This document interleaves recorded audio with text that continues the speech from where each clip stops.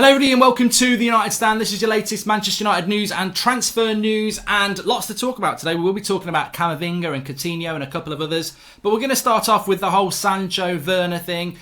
Interestingly, a story yesterday by Mundo Deportivo in Spain saying that Manchester United are offering up Alexis Sanchez as part of a Jadon Sancho deal. Now look, I wouldn't put a massive amount of credibility on this, but I think there's an element of truth that United will be looking to offer players this summer. Now, interestingly, Fabrizio Romano tweeted last night about how Lautaro Martinez to Barcelona is complicated because he has got a release clause of just over £100 million, but it's got to be paid in full within a specific period of time in July. And remember, Fabrizio, when he was on the show, spoke about swap deals this summer being a big thing. Now, the thing about swap deals is they're very complex to do. If you think about when we swapped Sanchez for Mkhitaryan, I know it's depressing, but the thing that held that up was that Mkhitaryan's element of the deal took a couple of weeks, and that's why the deal took a while, because swap deals, you're basically dealing with two agents, two players. But look, could Manchester United do a deal with Borussia Dortmund involving a swap deal? Yes, they could. And I think there's two players that Dortmund would look at, because Dortmund aren't opposed to taking players that maybe are, potential or have fallen on hard times, but they don't tend to go for the older player. So you look at people like Lingard and Pereira, who I think would offer Dortmund something, and their career could get a boost from it, and Dortmund might feel that they can get something out of those players. Those two players, I think, if they fancied a move to Borussia Dortmund, and why wouldn't they, would be players that United could offer up as part of a deal for Jadon Sancho. Alexis Sanchez would be the dream, but it is a dream, and we ain't going to wake up and that's going to be a reality. Alexis Sanchez for Jadon Sancho, and it wouldn't be a straight swap, by the way, I'm not saying that. It would be Alexis Sanchez for Jadon Sancho and about 50 million quid, I would imagine. But how is this a deal that Dortmund are going to go, ooh, that looks interesting? For one, they can never pay his wages, £400,000 a week. They could never pay his wages. For two, United would want a transfer fee as part of that deal in that swap deal as well. And for three, he's not very good anymore. So why would Dortmund, a team that's always trying to be one of the best teams in Europe with limited resources compared to Bayern Munich, why would they take Alexis Sanchez? And where would they find the wages for him? So look, Manchester United buying Alexis Sanchez is one of the worst deals we've ever done. He's the best paid player in Premier League history, and he's not even in the top 50 players in the Premier League. He's awful. He's absolutely awful. And he's on a massively long contract. Why would any club want Alexis Sanchez and pay him £400,000 a week? So we can fantasize about a swap deal for Sancho. Of course we can. But it is impossible when he's on those wages, because Dortmund would have to pay him 400 grand a week, and they just can't afford to do that. So it will never happen. It would never happen. I'd love it to happen, but it won't happen in the context of Sanchez. I'm sure United have mentioned him, and I'm sure Dortmund went, shut up and get out. And United have said, okay, what about maybe Lingard? And Lingard, I think, Lingard, if he went to Dortmund, it's conceivable he could get in the first team, it's conceivable he could do quite well there, and it's conceivable he could get back into the England squad and reboost his career. The same for Pereira. He's still young enough that he could go to someone like Dortmund, really flourish and build a career. I don't see Sanchez as part of that. Timo Werner to Manchester United. Well, look, ESPN are saying that Manchester United retain an interest in him, but Liverpool are still the favourites to get him. We had this story last night when we were live from the Daily Mirror and David Maddox saying that Liverpool had dropped out of the Timo Werner race because they don't want to pay any more than £30 million and his release clause is £50 million. My personal belief is that Liverpool are still the favourites. My personal belief is that he will go to Liverpool. I think Klopp knows Werner wants to go to Liverpool, and what he's doing is he's trying to drive down the price, safe in the knowledge that Werner wants that. However, if there's any hint that Werner's open to a move to United, then United should be swooping in there and saying, look, he is worth more than 30 million, we'll give you 50 or we'll give you 40, and then we could get that deal done relatively simple if Liverpool are unwilling to go above 30 million pounds. So United need to just hang in there. I still think Liverpool are the favourites, and look, even if Liverpool aren't the favourites, there may be another club that swoop in and are more favourites than we are. But we definitely should stay in that race, because I think Sancho's the player we want, I think Bellingham's the player we want, I think Werner's a player we want, but we probably don't think we can get. But if we did get, then you're taking advantage of the transfer window, then you're making steps against your rivals that you didn't expect to make. And I think those steps are the ones that Manchester United need to be making this summer transfer window. Agallo has made a personal plea to Shanghai, apparently, to stay for the final 9 games of the season. I think this will become a reality. I think it's just about sorting out an agreement for his wages. I think he wants to stay. He's on 300k a week at Shanghai. I think he's on about 130k a week the last few months at United. I think he'll take that 130 for the last 2 months and then go back to China. I think there's no chance that United will sign him on a longer term deal. I think this is about having him for the final games of the season. I think he'd be happy with that. We'd be happy with that. As long as Shanghai are happy with that, that's fine. I don't think players can get back into China at the moment anyway because of issues with flights, etc. So it could work, but Shanghai have got the final thing. And look, if Shanghai would sell us Ighalo, but we'd have to do what we want other clubs to do with Sanchez. We'd have to pay him 300 grand a week.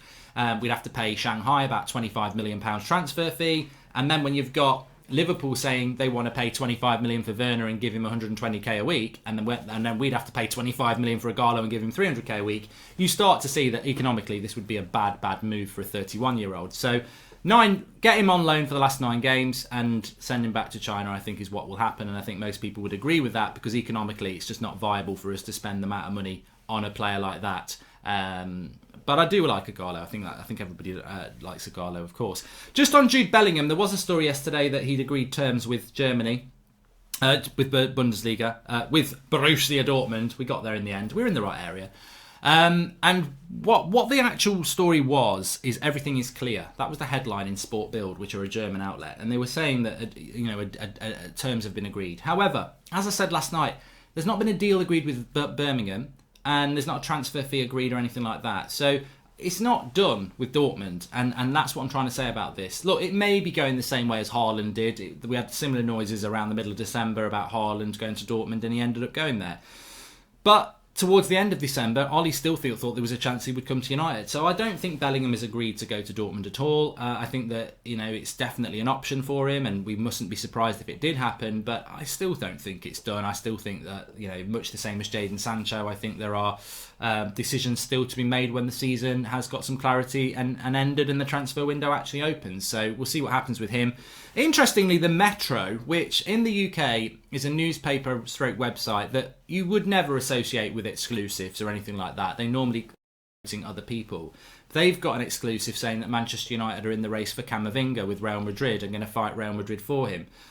Look, I've got no confidence that the Metro get exclusives on Manchester United signings, but wouldn't it be nice if they did turn a corner on that? I mean, Camavinga's a good player. Obviously, he's at Rennes at the moment in France. I think that the French league, especially clubs below PSG and the bigger clubs, will have to sell, and I think they'll have to sell cheaper than they would have liked.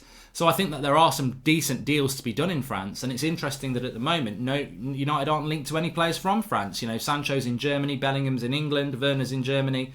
Maybe we should be looking at the French league because I think that, as I've said about Lyon before, they're not in Europe next year. Their season has ended prematurely. They will have lost money.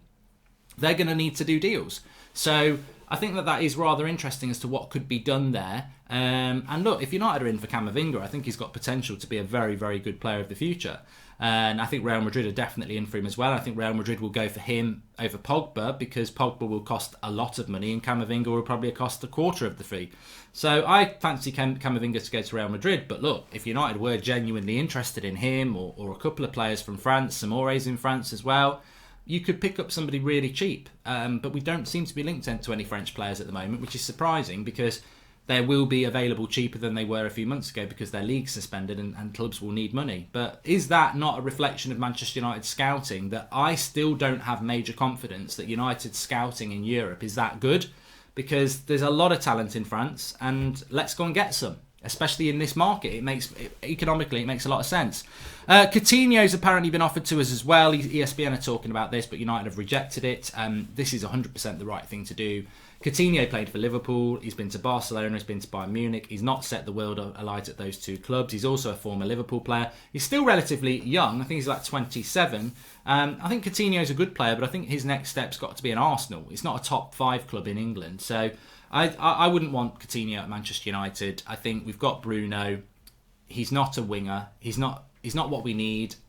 He would be expensive.